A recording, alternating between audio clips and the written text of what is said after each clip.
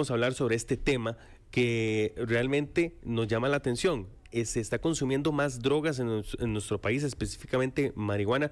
Doña Paula, ¿qué tal? Bienvenida. Buenos días. Buenos días, mucho gusto, muchas gracias por el espacio. Ustedes dentro de sus estudios, dentro de sus datos, ¿tienen mapeado si hay un consumo mayor y más evidente de drogas en la comunidad costarricense? Sí, según los últimos estudios que se realizaron en encuestas hogares, ¿verdad? Hay un aumento significativo en lo que respecta al consumo de marihuana, especialmente el cannabis, ¿verdad? En ese sentido. Entonces tenemos el consumo de alcohol, el consumo de cannabis y luego el consumo de tabaco. Y igual lo hemos reflejado muchas veces en, digamos, la parte de la atención, en función de la demanda, por ejemplo, en el proceso de atención a pacientes. La primera sustancia de consulta, generalmente estamos hablando de alcohol, pero le sigue, digamos, el consumo de cannabis. ¿Esto qué quiere decir? Que no es una sustancia inofensiva o inocua, como en algún momento quisieron venderlo, ¿verdad? En los años 2016, por ahí, que fue cuando se hizo toda esta apertura de legalización o venta controlada en otros países, ¿verdad? Y entonces tuvo un impacto en la baja percepción del daño o del riesgo que podía hacer a nivel comunitario. Entonces, ahí es donde nosotros hacemos un llamado, ¿verdad? Que recordemos que en este país nosotros no penalizamos el consumo de sustancias como tal ni al consumidor porque lo vemos como un problema de salud pública.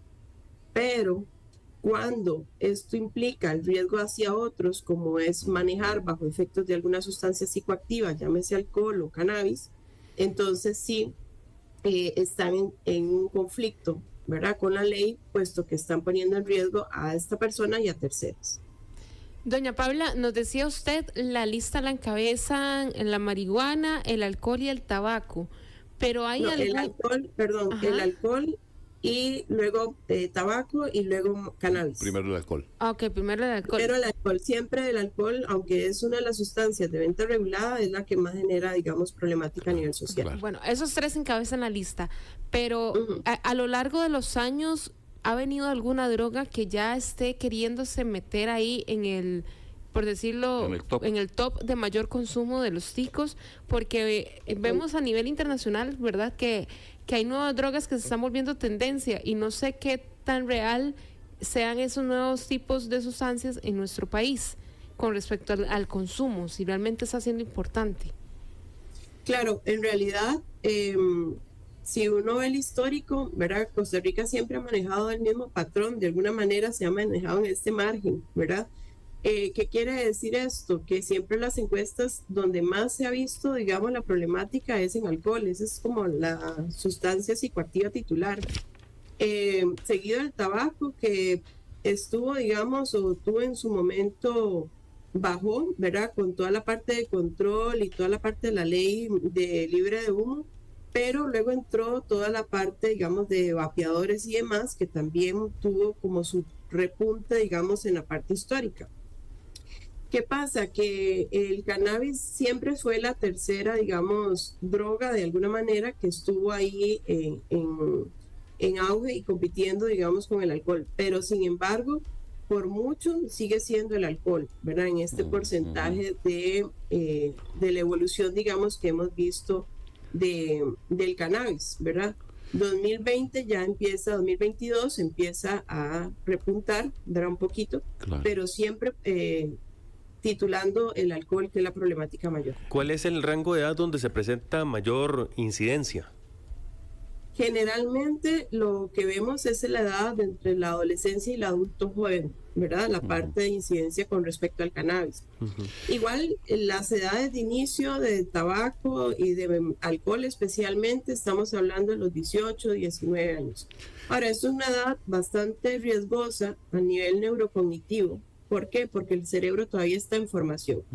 Entonces, ¿qué pasa si una persona joven, ¿verdad?, de la adolescencia, la adultez joven, está iniciando o está con un patrón continuado de consumo de sustancias? Es más riesgoso que pueda generar dependencia y por tanto tener mayor secuelas en la vida con respecto, digamos, a las áreas funcionales, trabajo, familia, economía. ¿Okay? Claro. Ahora, doctora, Ayer planteamos la pregunta precisamente cuando estábamos poniendo sobre la mesa esta entrevista.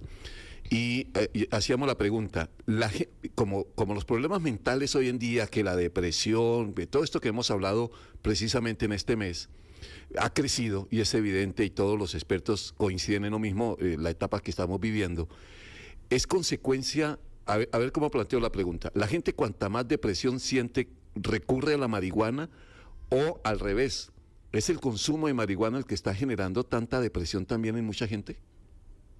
Vamos a ver, hay una correlación existente entre los trastornos mentales o afectivos y el consumo de sustancias, ¿ok? Y el consumo de cannabis. Más, sin embargo, no podríamos decir que todas las personas que tienen un trastorno afectivo necesariamente vayan a ser consumidores de cannabis, ni que todas las personas que consuman cannabis van a tener un problema mental, Sí. ¿ok?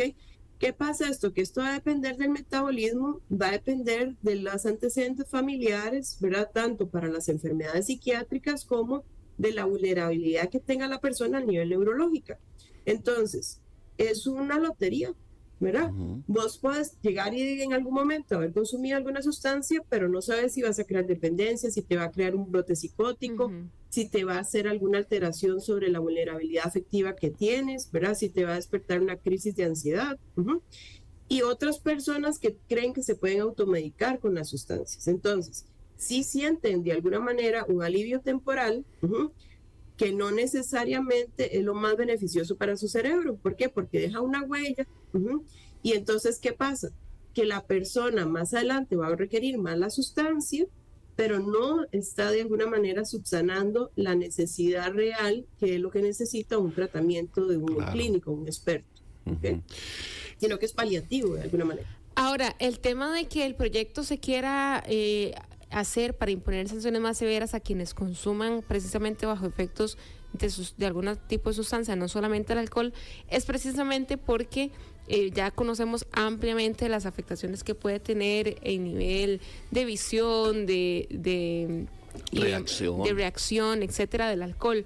Pero esos síntomas se pueden incluso multiplicar dependiendo también del tipo de sustancia que se consuma. De ahí lo peligroso, digamos, en este caso, basándonos en el proyecto, de manejar bajo estos efectos. Claro, y las sustancias en sí mismas tienen un comportamiento distinto, ¿verdad? ¿Por qué? Porque la persona que le hace la alcoholemia tiene 72 horas, digamos, de margen para, digamos, que metabolice el alcohol, y después de eso ya no van a poder, digamos, comprobar que la persona está bajo los efectos del alcohol en ese momento. A diferencia, por ejemplo, del cannabis, que puede durar hasta 15, 22 días en el cuerpo, y que no es como, tengo que hacer la alcoholemia ya porque si no, no la puedo probar. O sea, le pueden hacer un examen de tóxicos posterior, inclusive horas posteriores al evento, y va a quedar los índices, digamos, de concentración de cannabis, digamos, del THC en sangre. Entonces, ¿qué va a pasar? Que la partícula, digamos, permanece más, ¿verdad?, en el cuerpo que otras sustancias que se metabolizan muchísimo más rápido. Claro. Entonces las personas creen, no, pero es que yo consumí en la mañana. Sí, pero si la prueba de tóxicos se le hicieron a las 3 y todavía hay concentración de THC, va a salir que usted estaba bajo los efectos del THC, Claro. aunque no estuviera en intoxicación. Simplemente el hecho de tener reserva. ¿Okay? Pues, doctora, gracias por habernos regalado estos minutos. Valía la pena hacer la explicación ya desde los expertos. Muy amable. Mucho gusto. La doctora Paula Picado es psicóloga clínica del IAFA, del Instituto sobre Alcoholismo y Farmacodependencia.